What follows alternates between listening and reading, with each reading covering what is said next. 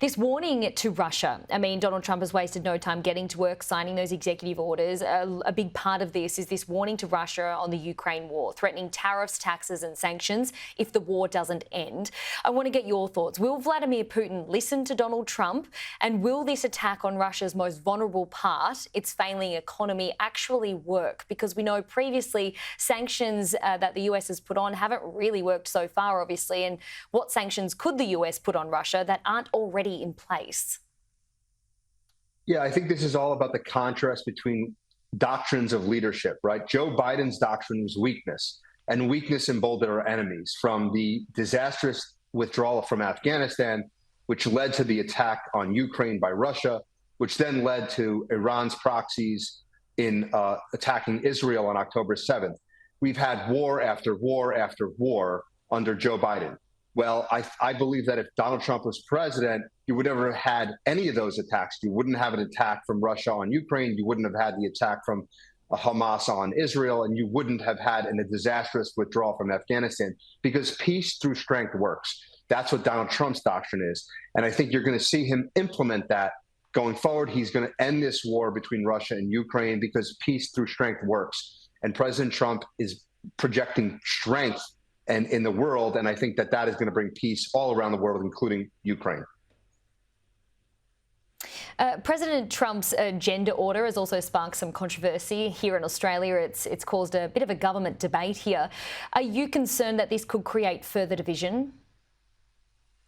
No. This is pretty simple stuff. There is a male and a female.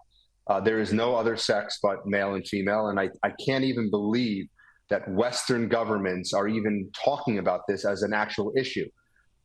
This is a very simple situation. It's science. There's chromosomes, and there's only men and women, and there's no other sex. And so, to me, there's nothing controversial about this. The fact that a president has to put this out there in law is unbelievable, and that the government has to take a position on it.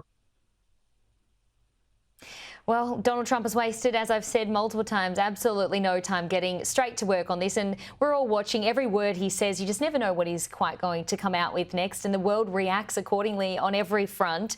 I want to get your thoughts before I let you go. Of course, in the bottom hand screen, our viewers can see these new wildfires that have popped up in Los Angeles. Donald Trump is, of course, meant to be travelling to Los Angeles.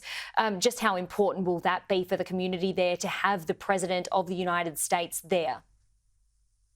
Yeah, look, there's such a lack of leadership in California. Unfortunately, a DEI hydrogen bomb was dropped on a state of 40 million people. These fires are just horrific. I feel awful for every single person that has been, their property's been damaged, they've been displaced. I have my own family members that were evacuated. Luckily, they've been able to go back to their home.